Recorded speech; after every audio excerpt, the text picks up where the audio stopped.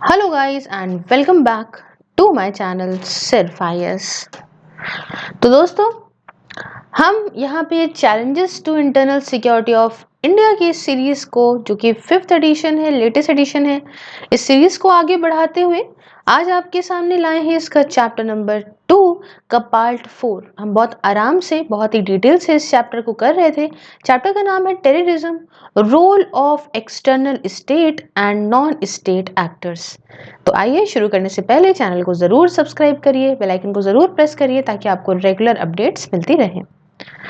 दोस्तों हमने लास्ट वाले लेक्चर में की इश्यूज को समझ लिया था कि किस तरह से ये टेरर ग्रुप्स अपने आप को फंडिंग प्रोवाइड करते हैं और किस तरीके से ये टेक्नोलॉजी या आर्म्स वगैरह की, एमिनेशन वगैरह की जो भी चीज़ों की इनको ज़रूरत होती है वो कैसे इनको मिलती है।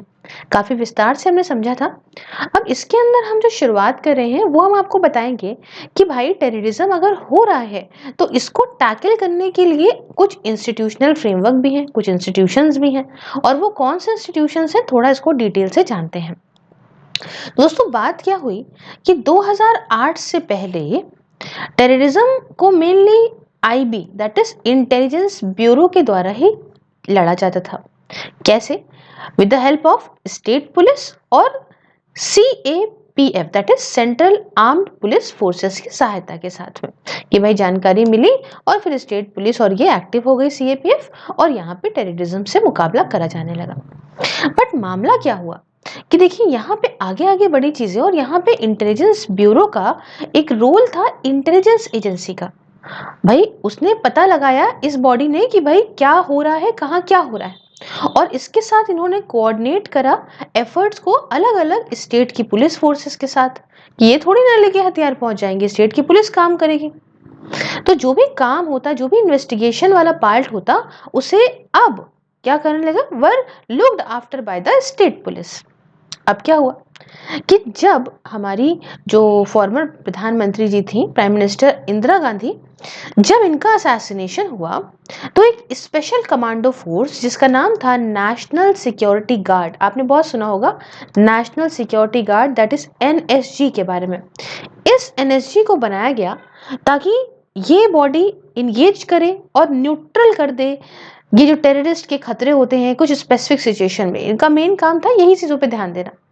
अब इनको देखो, इनके जो कमांडोज थे उनकी ट्रेनिंग बहुत ही हाई रिस्क टास्क थी, लाइक काउंटर हाईजैक और काउंटर टेररिस्ट ऑपरेशन वाली। तो वेल ट्रेन्ड लोग थे ये लोग, बहुत बढ़िया ट्रेनिंग इनको प्रोवाइड करी जाती थी। तो एक चीज तो आप समझे NSG के बारे में।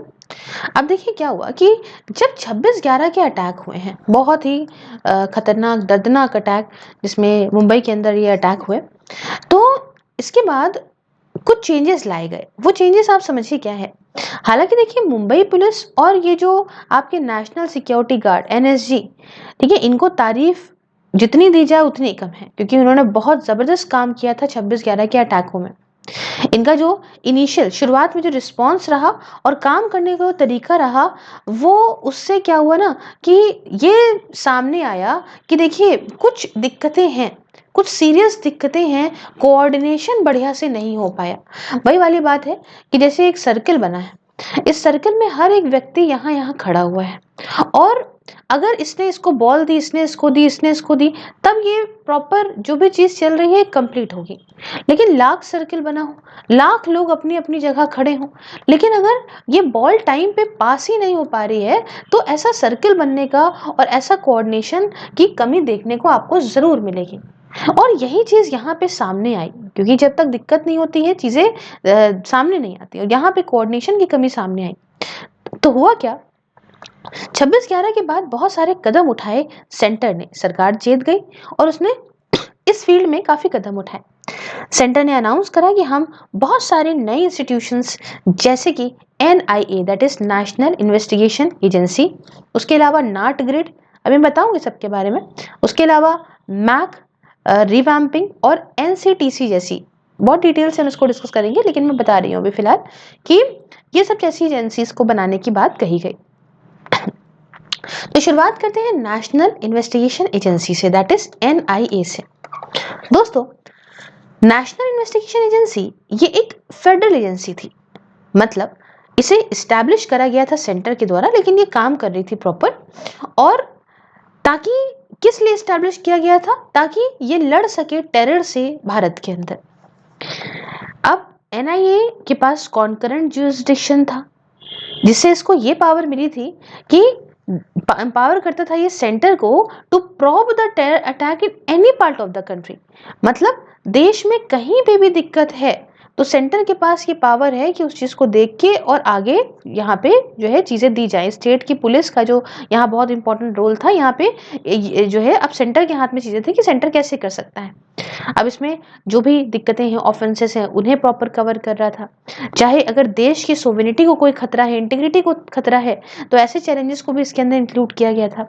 मान लो कहीं पे बॉम्ब ब्लास्ट होने वाला है, उसके साथ हाईजैक हो रहा है एयरक्राफ्ट का या शिप का, या कोई हमारे न्यूक्लियर इंस्टॉलेशन पे कोई अटैक हो रहा है, तो इन सब के लिए ये काफी अच्छी रिस्पॉन्सिबल एजेंसी बनाई गई।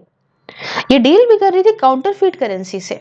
ठीक है, नकली नोट जो घुसेड़ दिए जाते हैं ना हमारी इकोनॉमी में, हमारी इकोनॉमी को बर्बाद करने के लिए, इससे भी, ह्यूमन ट्रैफिकिंग से भी, उसके अलावा नारकोटिक्स, ड्रग्स से भी, और ऑर्गेनाइज क्राइम्स होता है ना, एक्सटॉर्शन होता है, मॉब्स एंड गैंग्स का, बहुत सारी चीजें ऐसी देखने को मिलती हैं। हमने ऑर्गेनाइज क्राइम को लेके ऑलरेडी पढ़ाया है, और नहीं पढ़ाया होगा तो आगे बहुत अच्छा एक प्रॉपर एक टॉपिक आपको देखने को मिलेगा। उसके अलावा प्लेन को हाईजैक करना उस वक्त बहुत बड़ी जो है कहानियां हुआ करती थी, और खैर उसके लिए भी बहुत कदम उठाए गए, तो ये उसके लिए भी इस फील्ड में भी काम कर रही थी। एटॉमिक एनर्जी एक्ट का वायलेट करना या weapons of mass destruction act का वायलेशन, तो इन सब के रिगार्डिंग यहाँ पे जो है डील करने के लिए नेशनल इन्वेस्टिगेशन एजेंसी को प्रॉपर बनाया गया। अब इसका उद्देश्य क्या था? आप कहेंगे मैम एम क्या था इसका? इसका एम ये था कि हम एक प्रॉपर प्रोफेशनल इन्वेस्टिगेटिव एजेंसी हैं, और हम बेस्ट टू बेस्ट, जैसे हमारे को हम देखते हैं all over the world, all over the world क्या, वेस्टर्न कंट्रीज में हम खासकर देखते हैं कि इंटरनेशनल स्टैंडर्ड्स कितने गजब हैं, और सॉरी इंटरनेशनली क्या गजब एजेंसीज हैं। तो उसी इंटरनेशनल स्टैंडर्ड पे काम करते हुए हम अपने आप को उसी लेवल का बनाएंगे। एम ये था कि हम यहाँ पे सेट करेंगे स्टैंडर्ड्स ऑफ एक्सीलेंस को, ताकि टेररिज्म को काउंटर कर सके, और दूसरे नेशनल सिक्योरिटी रिलेटेड इन्वेस्टिगेशंस को नेशनल लेवल पे कैसे डेवलप करके एक highly trend partnership oriented workforce में। ये आप कह सकते हो कि इवन आज इतने साल हो रहे हैं ना, 26/11 के अटैक के बाद इतने सारे साल हो रहे हैं, उसके बाद अगर हम देखें तो एनआईए ने अपना काम बखूबी निभाया है, बहुत हद तक निभाया है, और without any confrontation with the state police investigation और ज़्यादा पावरफुल बने हैं, और टेररिस्ट का डेटा बैंक ये सेंट्रलाइज्ड हुआ है। इसका एक बहुत अच्छा कारण है, इससे रिलेटेड मैं आपको नाटग्रिड के बारे में बताऊंगी तो समझाऊंगी। क्योंकि इसमें क्या होता है ना भाई, इसमें यह होता है कि जब टेररिस्ट का डेटा सारा एक जगह पे रहता है तो उसको पकड़ने पे कोई दिक्कत नहीं आती है ना। तो बहुत सारे हद तक सेंट्रलाइज डेटा बैंक टेररिस्ट का यहाँ पे इस एजेंसी ने क्रिएट करा है। आई होप आपको इसके बारे में समझ में आया होगा। अब हम थोड़ा नाटग्रिड के बारे में जानते हैं। दोस्तों नाटग्रिड का फुल फॉर्म है नेशनल इंटेलिजेंस ग्रिड। ये जो है ये एक इंटीग्रेटेड इंटेलिजेंस ग्रिड है, जो सब अलग अलग डिपार्टमेंट्स जो हैं हमारे देश के अंदर, उनका डेटा अलग अलग department, ministries government of India की, इन सब का डेटा लिंक करेगी एक जगह पे, so as to collect comprehensive patterns of intelligence।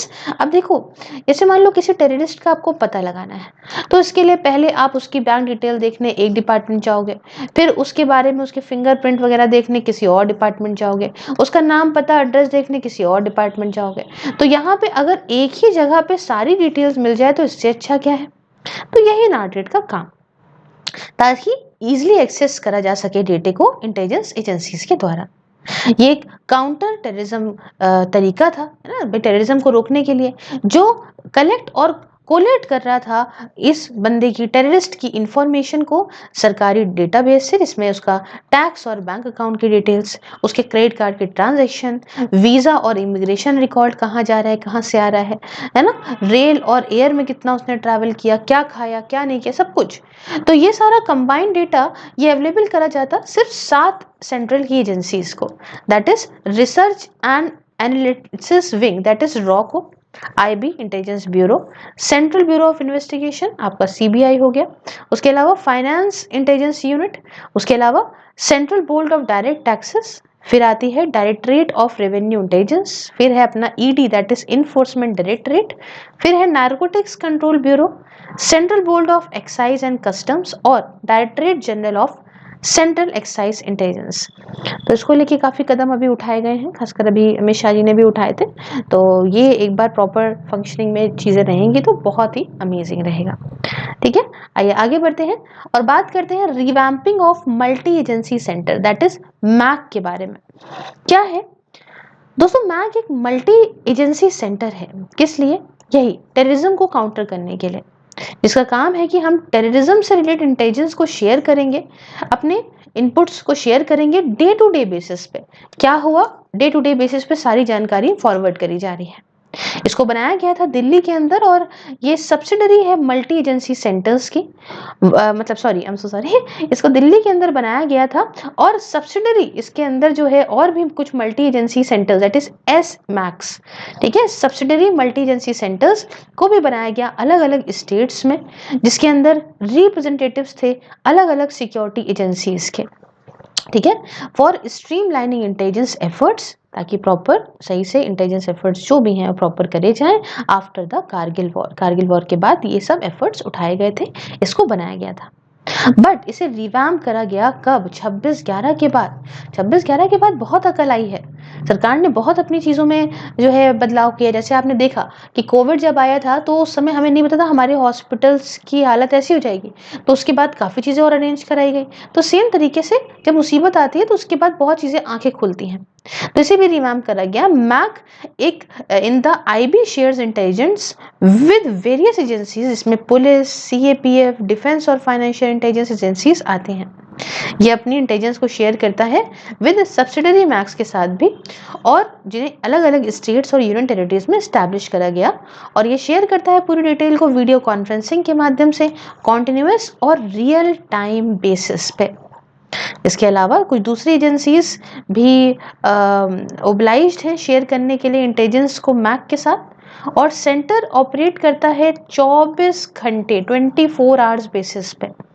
ये काम करता है as a database in the form of a national memory bank related to counter terrorism and intelligence. दोस्तों, मैक जो है has also been given additional responsibility, इसको कुछ additional responsibility भी दी गई है अकाउंट करने की, ऑडिट करने के लिए। किसके लिए? इंटेलिजेंस को रिलेटेड टू काउंटर टेररिज्म, और साथ में जो भी कैपेसिटीज हैं सारे स्टेक होल्डर्स की, इनको भी बढ़ाने के लिए इन काउंटर टेररिज्म एफर्ट्स में। तो भाई इसका मेन काम क्या है, समझ रहे हैं आप कि जैसे भी हो सके इंटेलिजेंस के माध्यम से और जो तरीकों से जैसे भी हो सके टेररिज्म को काउंटर करना है। तो छोटे ही वक्त में मैक ने दिखाया कि वो कितनी इंपॉर्टेंट एजेंसी है, अपनी यूटिलिटी को प्रूव करा। अब इसके साथ आता है creation of 4 new NSG hubs. देखिए 4 नए NSG हब्स को बनाया गया। थोड़ा समझाती हूँ आपको क्या है NSG। मैंने आपको समझाया क्या होता है, नेशनल सिक्योरिटी गार्ड। अब देखिए यहाँ पे सीन क्या है कि जो देखिए सिक्योरिटी फोर्सेस की कमी का होना एक बहुत बड़ी दिक्कत है। तो इसकी जो कमी थी उसे देखा गया, और यही सब समझ के 4 और NSG हब्स को 4 जगहों पे, जैसे मुंबई, कोलकाता, चेन्नई और हैदराबाद जैसी जगहों पे जो है वो ओपन किया गया। और ये कब किया गया? After Manesar in order to ensure faster और मोर इफेक्टिव, मतलब जल्द से जल्द और ज़्यादा अच्छा रिएक्शन हो क्राइसिस की सिचुएशन में। उसके बाद हम बात करते हैं combating financing of terrorism cell that is CFT cell. ठीक है, इसे भी सेटअप किया गया मिनिस्ट्री ऑफ होम अफेयर्स के अंदर, जो डील करता है पॉलिसी मैटर्स से इसी CFT और फेक इंडियन करेंसी नोट्स से रिलेटेड। ठीक है, तो इसको भी समझिएगा, नाम जैसा नाम वैसा काम। फिर आता है FICN कोऑर्डिनेशन ग्रुप, जिसे बोलते हैं FCORD। ये क्या है?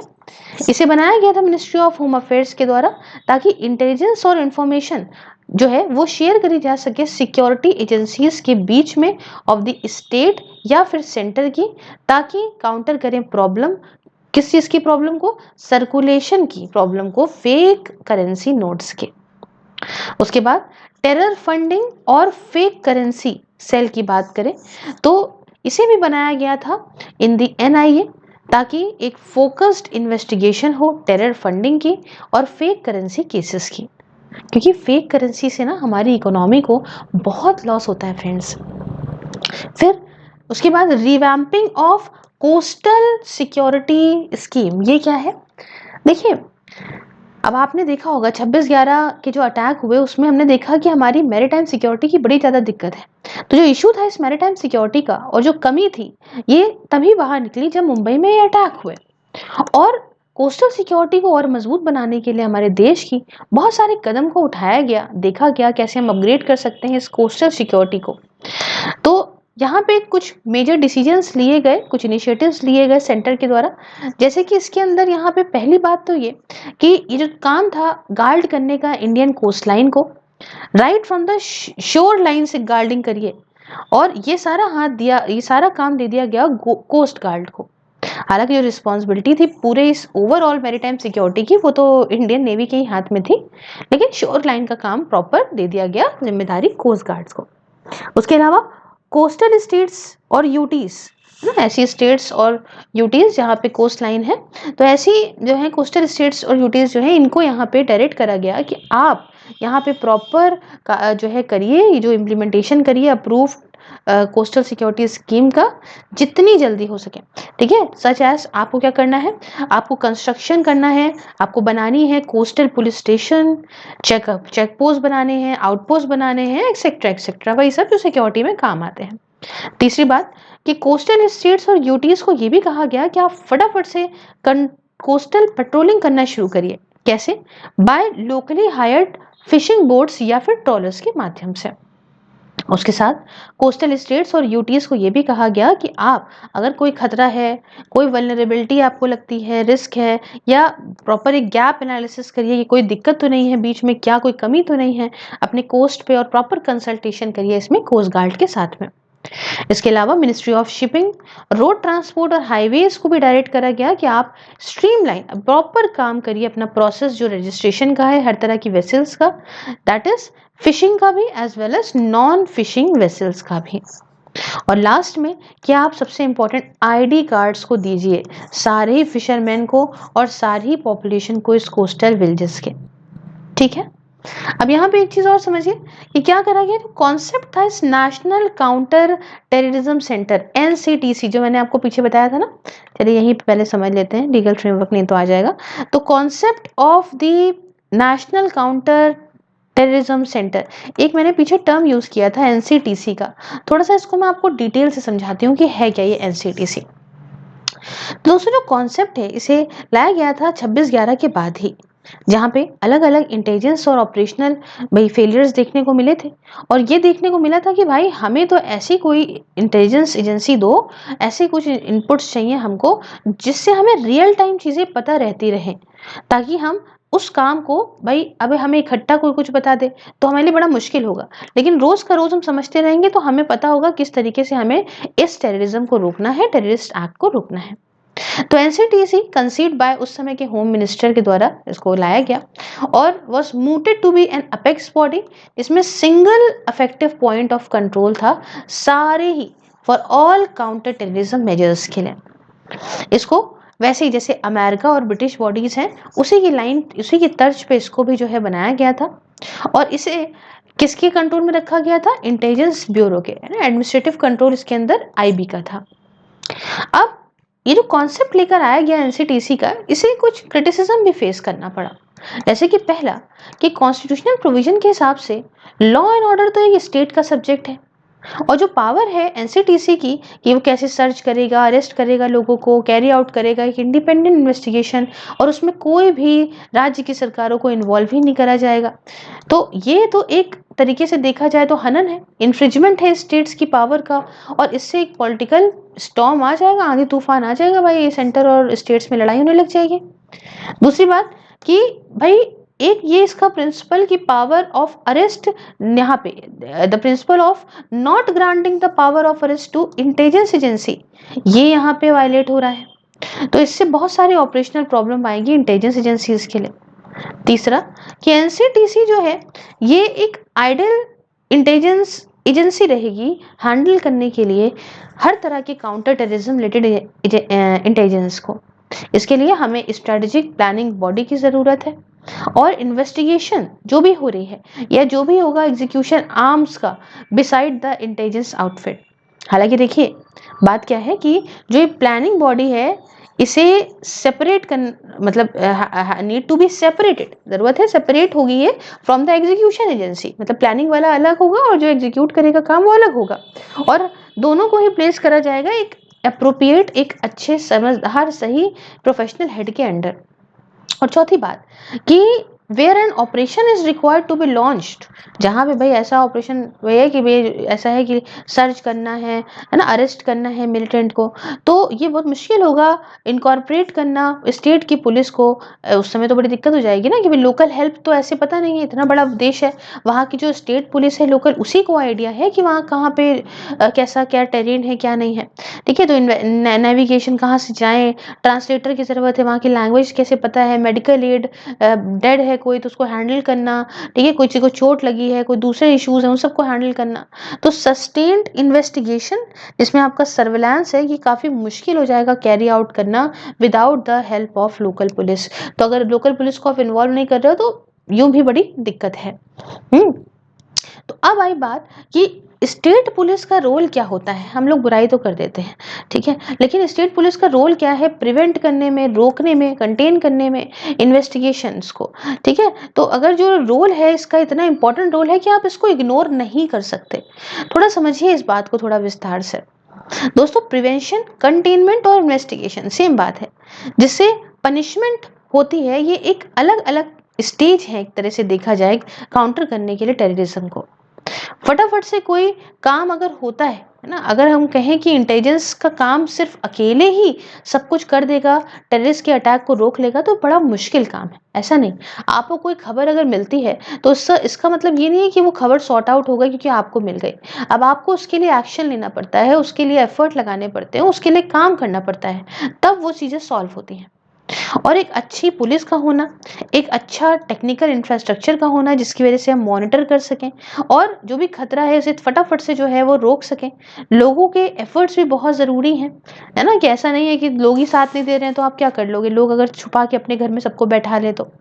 इसलिए जो ये सवाल उठता है वो ये होता है कि ये पुलिसिंग कौन करेगा, कौन मॉनिटर करेगा इनपुट्स को इस टेक्निकल इंफ्रास्ट्रक्चर के जो उस पर्टिकुलर एरिया के अंदर इंस्टॉल हैं। कौन इन सारी चीज़ों को, पब्लिक के जो एफर्ट्स हैं उनको कैसे यहाँ पे सबको एक साथ लेकर आएगा, और किस तरह से यहाँ पे बिना अगर आप लोकल पुलिस को इन्वॉल्व करोगे, स्टेट गवर्नमेंट को नहीं इन्वॉल्व करोगे, तो इन सब चीज़ों से आप कैसे जो है वो हेल्प पा पाओगे।